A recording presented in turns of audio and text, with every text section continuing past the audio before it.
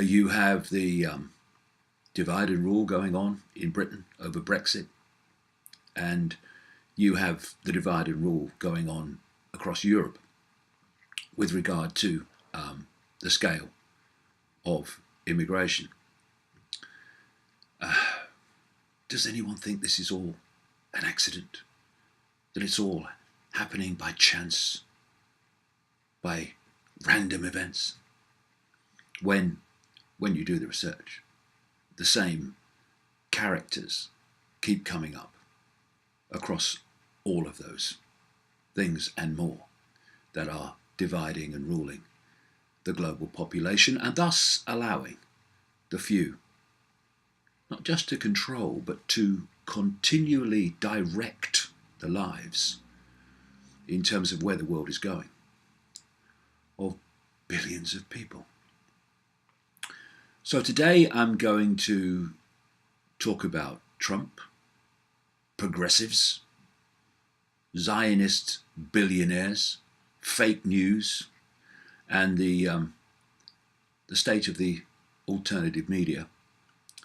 And all those things are part of a coherent whole when you see how the dots connect. Now, Donald Trump,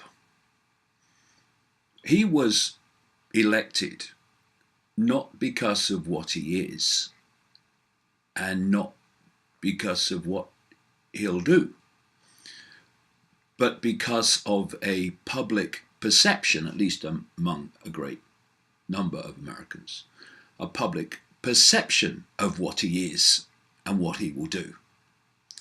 And, reality is dawning already. He's gone back on prosecuting Hillary Clinton for extraordinary levels of criminal activity and corruption, and much more. He's going back on climate change being a hoax. He's condemned the so-called alt-right media that essentially got him elected. And he's going back on his Muslim ban. And he is apparently going to produce an economic package. Sits back in amazement, can't believe it, struggling with the shock, that will benefit the very rich and make them very much richer. He really has only one area left already. I mean, he's not even in office yet, where he can produce what he said he would do. And that is not to appoint heads of defense and Secretary of State from a pool of people apparently being considered that are warmongering, let's go to war with Russia, let's continue business as usual in terms of overseas imposition of American will through military means. We can only hope that he will be, even him, though it must take something, that even him will be too embarrassed to appoint those sort of people to the Defense Department and the State Department after what he has said about improving relations with Russia and not wanting to have the regime change of President Assad in Syria as a non-negotiable must be, which is fundamental to bringing an end to that US-UK NATO members manipulated catastrophe, which is masquerading as a people's revolution in Syria. And interesting that Trump has already spoken out against the so-called alt-right. And you know, will people never learn? What politicians do, and con men and liars, sorry, I repeat myself, is they tell their electorate that which they have to get to vote for them. That part of society that will vote for them, never mind the ones that won't. They have to tell that potential support what it wants to hear. And if Trump was going to get elected, he had to get this increasingly vast number of people, massively increasing number of people, who get their information overwhelmingly through what's become known as the alternative media. People who are sick of being lied to by the mainstream, decade after decade after decade. And so what Trump did is told them what they wanted to hear. So it was a climate change hoax, it was going for the economic system, and sorting out the Federal Reserve, and all these things that people in the alternative media want to hear. But now, of course, reality is dawning, because he's going back on one after the other. And if he goes back, we hope he won't. We hope he will be too embarrassed to do it. But if he goes back on his pledges for foreign policy and puts war hawks in the key positions, then there is, before he comes to power, there is nothing left, basically, of what he said he would do. And it's a head shaker for me that significant swathes of the so-called alternative media in the United States should be supporting Trump in the belief that he was going to do what they wanted him to do. And of course, all we're seeing is a repeat of what happened with Obama and the other side of this ludicrous political so-called spectrum. He came in, he was going to be the great new political messiah of change and transformation. He wasn't going to be like George Bush before him. He wasn't going to be a warmonger. He was going to be about fairness and justice and all these things. And of course, you would take it as a gimme that the first black president would be good for black people in America. Didn't work out so well, did it? The why is simple. He was just the first black frontman president for a hidden hand cabal that had used, up to this point, white men, frontmen in the White House. So it was business as usual. But there was a difference, you see, and this is very, very significant in this psychological game that is going on, because it's all a mind game. Remember during the Bush administration, when he was using the excuse of the completely internally created 9/11 to justify going into Iraq, etc. There was a very strong anti-war movement started to build in the United States. And it was made up of what people are now calling and call themselves progressives. I'll get to that later on. Then Obama comes in, the darling, the messiah of the progressives, and continues business as usual. with what's happened in Libya, for instance, what's happened in Syria, and the extraordinary levels of death and destruction that his policies, in league not least with Hillary Clinton as Secretary of State, have visited upon the so deeply tragic Middle East. Where's been the anti-war movement in the Obama years? Where is it? Nowhere. Why? Because when you put your faith in this Messiah president, this Mr. Progressive president, then, well, a number of things happen. First of all, you can't, or you don't want to admit to yourself you've been had, and thus what you would condemn Bush for, rightly before, you keep your mouth shut in terms of Obama, even though he's doing the same things. And so what we're seeing now is the same, but at the other polarity. We're having the so-called alt-right and those parts of the alternative media that supported Trump already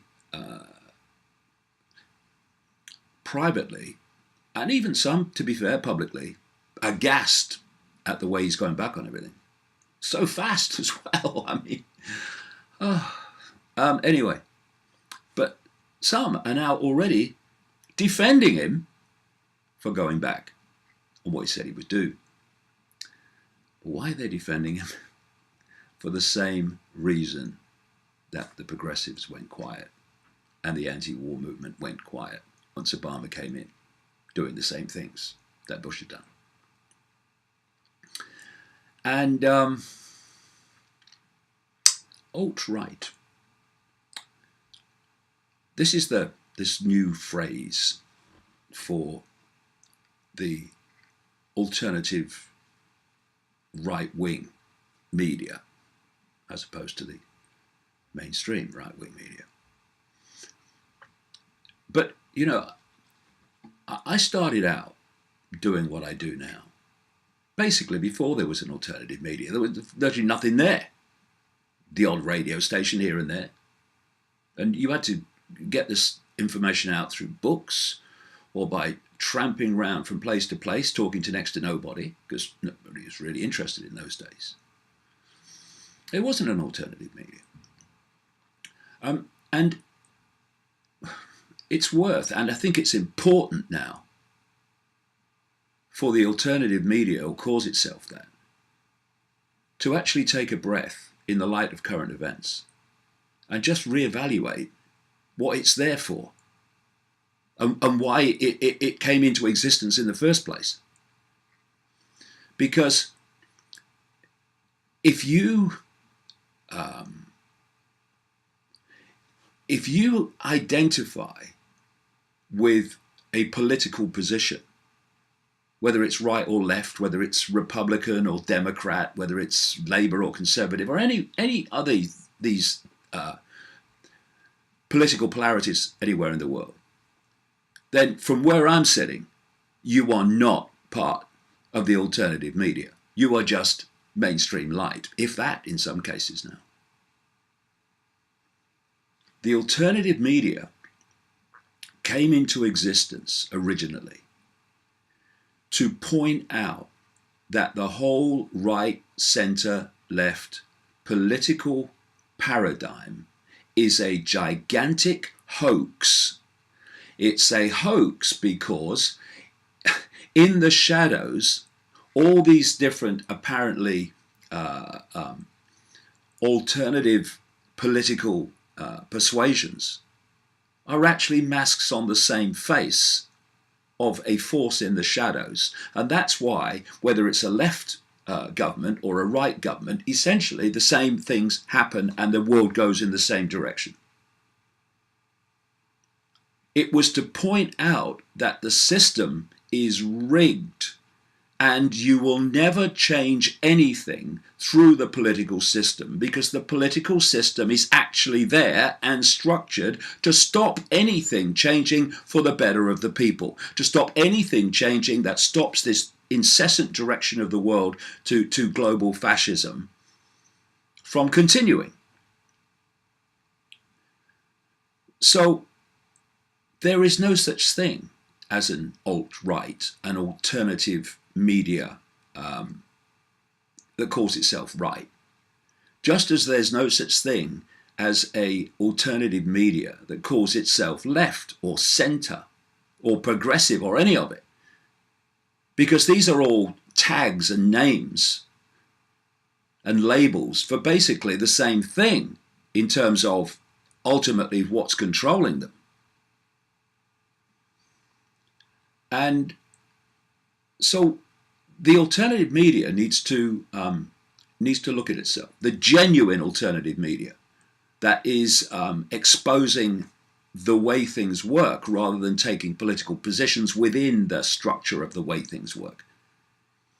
And it needs to make sure that it doesn't get pulled into this political nonsense that significant parts of the alternative media have been pulled into. Then there's this thing coming up now more and more and more in the last few days since the Trump election, and it's called fake news. Well, the ironies are not lost. This is the idea that Trump got elected because of fake news from alternative sources on the internet, social media, and all this stuff. The irony, there are many, but one of the major ones is that the mainstream media is pushing this about fake news, as are the politicians, of course, if you want the home of fake news, decade after decade after decade, then just go to the alternative media. The mainstream media. Although the alternative is involved in fake news as well, as I'll come to in parts of it. If you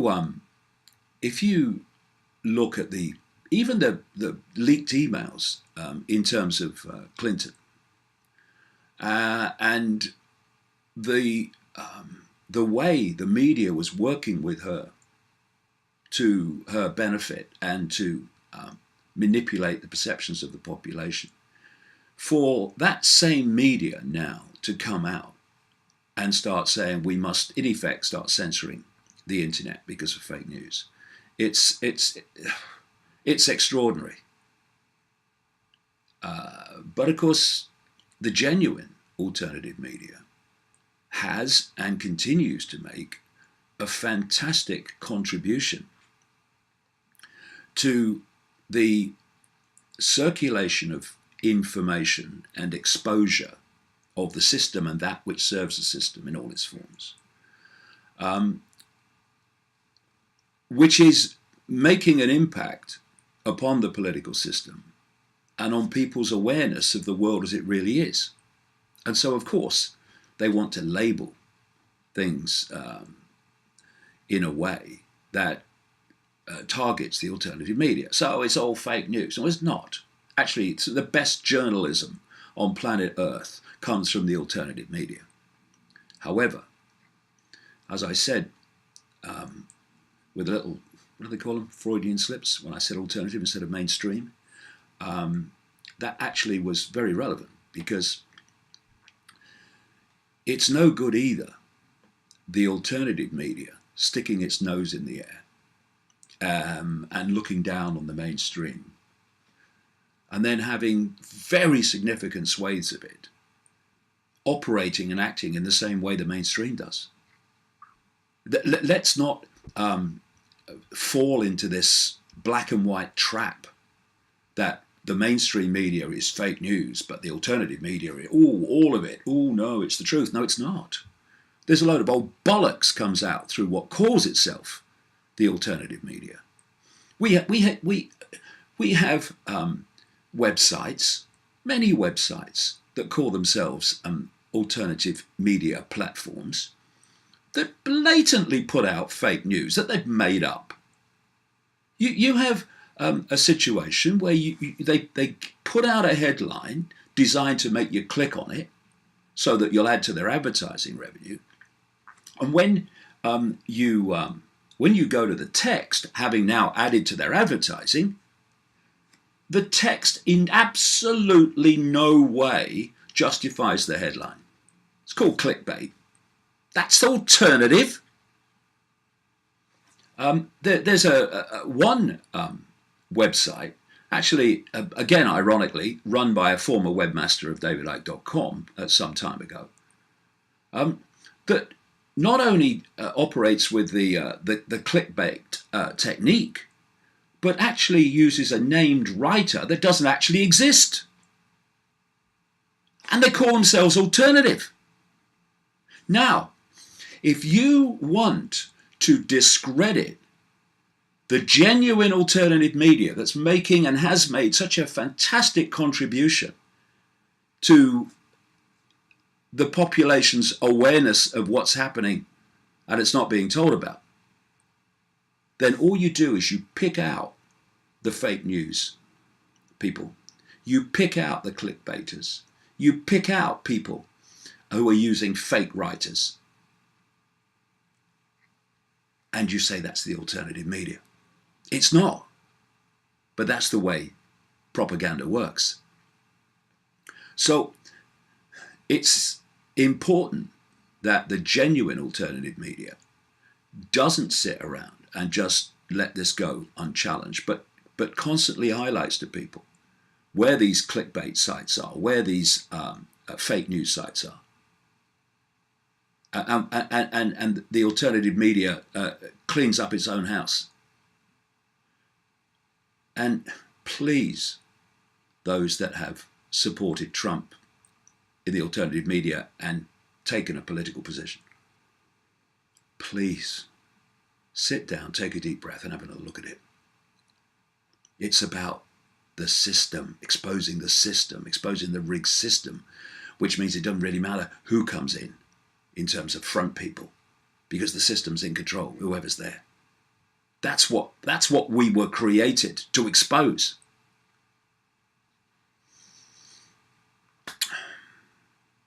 Now,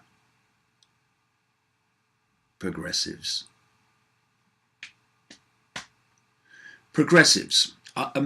These are people, it's a word used in America, it's being used in Britain and more widely now. Progressives are those, you can pretty much recognize them because they have big hearts all the way down their arm, on their sleeve.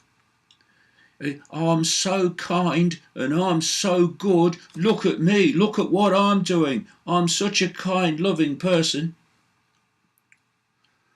Right, let's see, one of the words that is put together with progressive, almost like they're interchangeable terms, is liberal.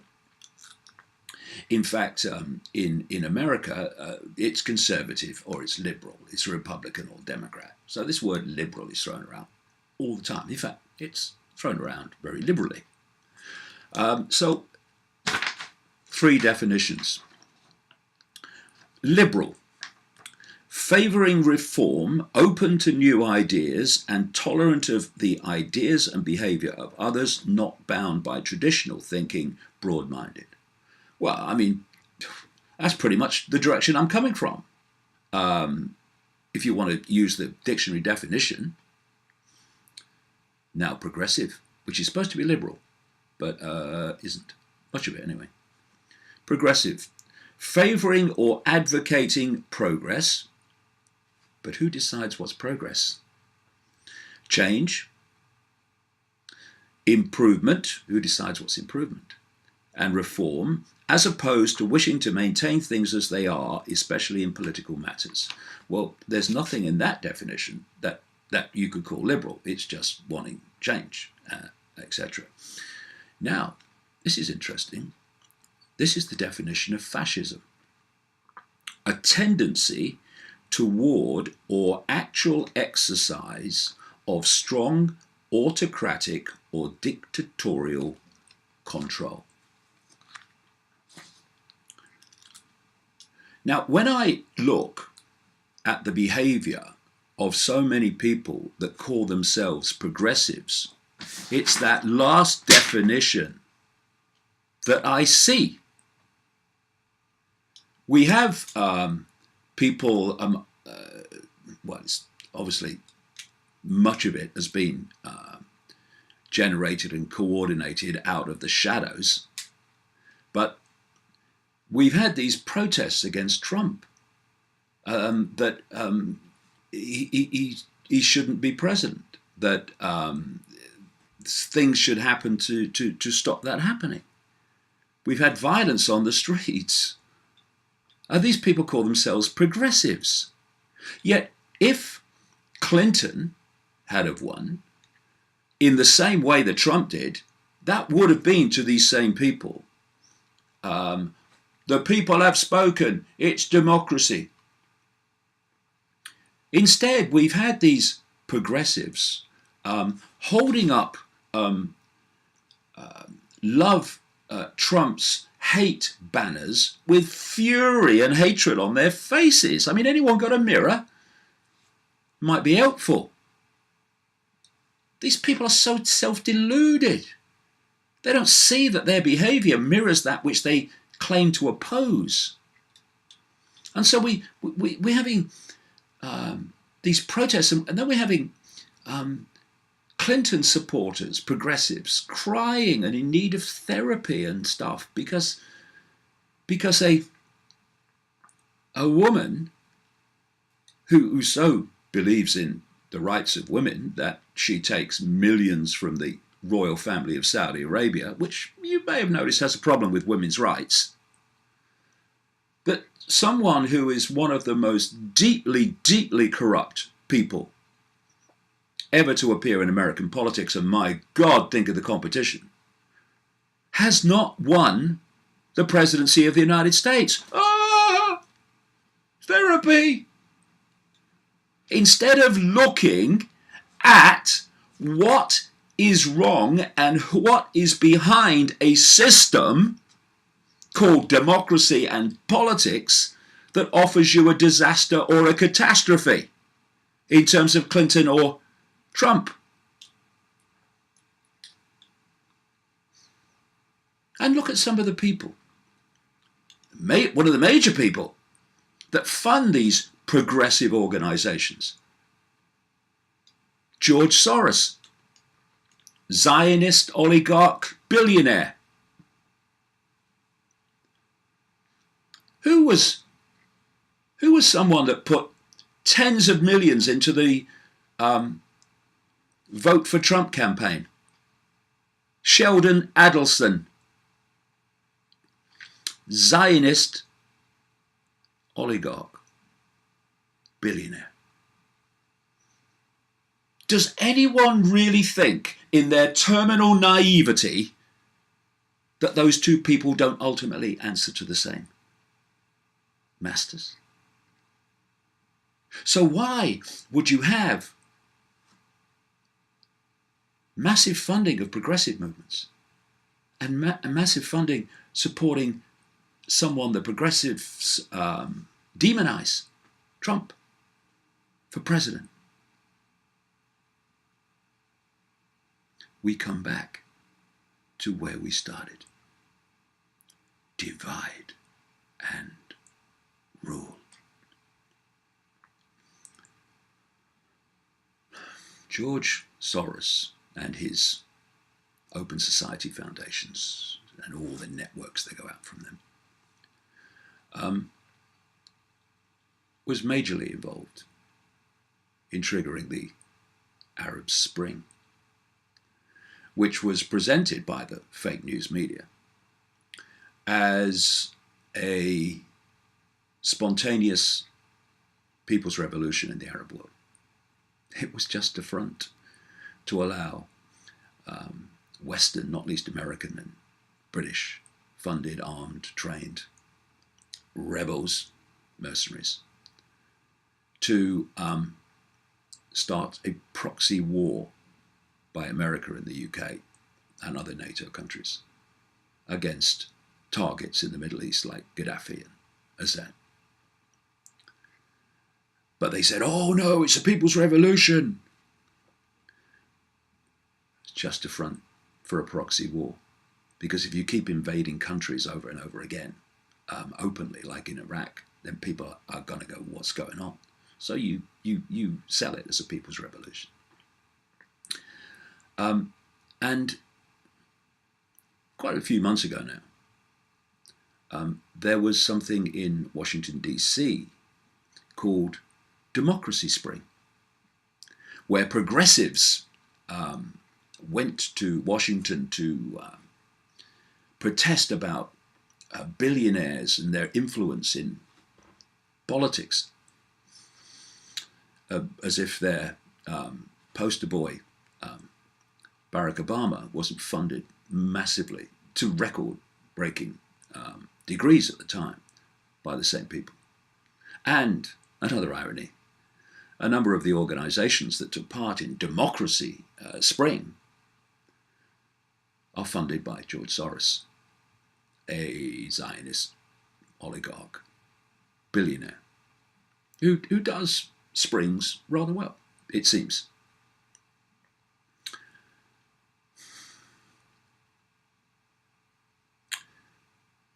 What you have is people of a certain persuasion, say the right. They get their information from the right-wing press and what's become known as the alt-right. And then you get people of a progressive persuasion, and they get their information from the left-wing press, or the so-called liberal press, or the progressive press.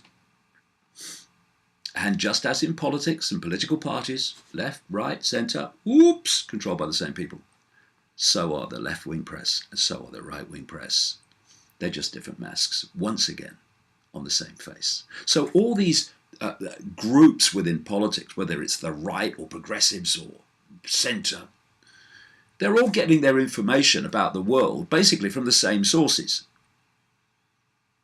And the only literal alternative to that is going to the genuine alternative media that's dismantling the system in people's minds by exposing what it is and not taking a left-right position within the system of control. And that's why they're targeting the genuine alternative media now through these fake news, anything but alternative websites, and through those who've taken a political position in the Trump election. And there's something that's a term that's come to be used more and more now. It's called identity politics. And it's time for all persuasions in the political spectrum and those in the alternative media that are not, in my view, very alternative, to grow up and to stop playing this identity political game that's allowing the few to dictate to the many, incessantly, ongoing. And I'll tell you what I mean by that. I'm gay, okay, I'm gay, not me, but I'm talking about this gay identity. There's lots of gay people who are not like this, but there is a gay mentality that looks at politics from a gay perspective. What about gays? Because their identity is that they're gay. Then you have transgender identity politics, which is all under this progressive wing. And then you have Jewish, Muslim, Christian identity politics, which says, I'm this is my label, so I'm going to vote from a position that best suits my identity. It's the politics of me, me, me. Identity politics. First of all, that is a godsend to anyone who wants to divide and rule. But it also means that simple things like what is fair, what is just, what is right by all people just go missing. Questions like that. What is the fair thing to do here? Not what is the best thing to do for my identity and my identity politics. What is the fair thing to do here in this situation? What is the just thing to do in this situation? And there's another part of this identity politics, which is money. What's the fair thing to do? What's the just thing to do in terms of the financial system? It's that no one is without a home, no one is hungry, and no one is allowed to fall below a certain basic level of life. But what does identity politics do in terms of the finance? It says, which one will make me more money than I already have, and I have more than I could spend in 100 lifetimes?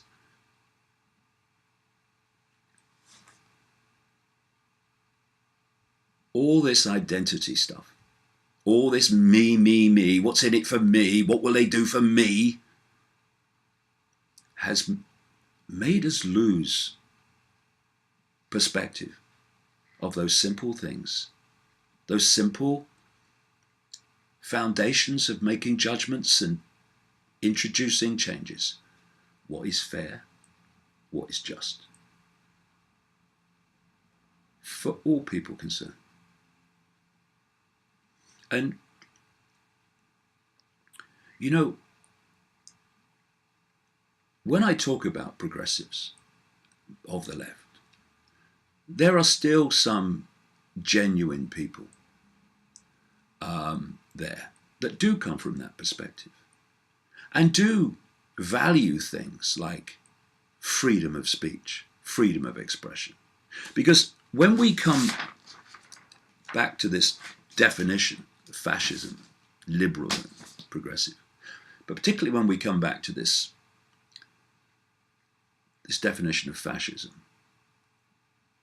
that's what political correctness is. It's the arrogant belief that you can dictate what people can say, even eventually what they can think, because you're right, and therefore anyone who has a different opinion must be wrong. There's no such thing as a different opinion to a progressive of this extreme nature, because they're right. Therefore, you've got a different opinion, you must be wrong, and because you've got a different opinion and you're wrong, what value is there in allowing you to speak? It's fascism. It's manipulation of the population, the target population, to silence itself, so those manipulating the target population don't have to. And the great drivers of this politically correct fascism, this destruction and deletion of basic freedom of thought, freedom of speech and expression, the so-called progressives. Oh, I'm so kind, look at me. All it is George Orwell's 1984 Newspeak. All those decades ago, he predicted this. And here's the progressives who are actually behind it. They're behind the hoax of global warming. So no one can have another view exposing that, otherwise they have to be silenced. And you know, progressives of this kind, and my God, they're growing. Do you know who put Trump in power? You did. You know who won the Brexit vote that you didn't want to go the way it did? You did. Do you know what's driving people into parties that are against immigration in Europe of the scale that's happening? You are. And I'll tell you why. Because you are the new establishment, the new authority, you have made it impossible, increasingly impossible anyway, not quite, try it with me, for people to express how they feel. If what happened with Trump, as I said in a recent video cast, it was a primal scream for help from vast numbers of people who knew Clinton was business as usual, and they just hoped that maybe Trump wasn't. It's a vain hope, but that's where they were coming from. And you know why? Because they have not had a voice. They've not been able to express what's happening to them economically, what's happening to their families, what's happening to their communities. Because you, progressives, won't even let them articulate themselves. Why? Because you don't debate anymore, because you've got nothing to debate with. You are vacuous in your evidence that you put forward to support what you're imposing on everyone else. Instead of debate, what we have are abuse and slogans. You vote for Trump, you are by definition a racist, you're homophobic, you're anti-transgender. What, everybody? If you vote to come out of the fascist, communist, bureaucratic dictatorship called the European Union, you are racist, homophobic, anti-transgender. This is what's gone on. And if you're concerned about vast numbers of people coming from the Middle East and North Africa and changing the nature of your community, you cannot speak out about that. Why? Because you are racist. Oh, and I bet if you're racist, you're also homophobic and anti-transgender. This is the fascist dictatorship of the so-called progressives that has led to where we are now. And you, ironically, are out on the streets protesting about it through organizations funded by George Soros, protesting about what you have created.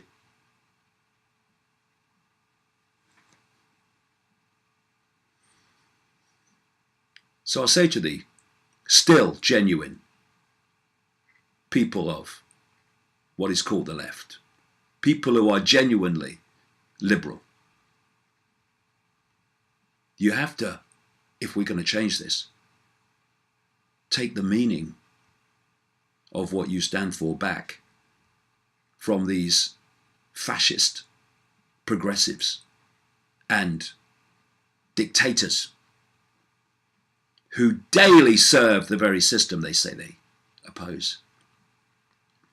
I'll say this to the genuine alternative media, and there are many in that, where the best journalism on the planet goes on currently.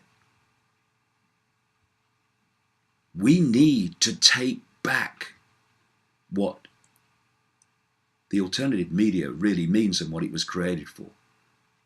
Not to take political positions within the system that we're exposing. And certainly not to put out clickbait headlines that add to the advertising revenue and produce stories written by named writers who don't exist. We can't look the other way for that stuff anymore. And perhaps, as the truth dawns about Donald Trump, increasingly fast to his supporters, and even now, I'm sure, former supporters, some of them, we need to go to the next stage of this awakening. You know, Brexit, voting for the perception of what people thought Trump was, is evidence that more and more people are sick and tired of being dictated to by this system of control. But we need to go to the next stage of this awakening and realize that the political system is not the way to do it.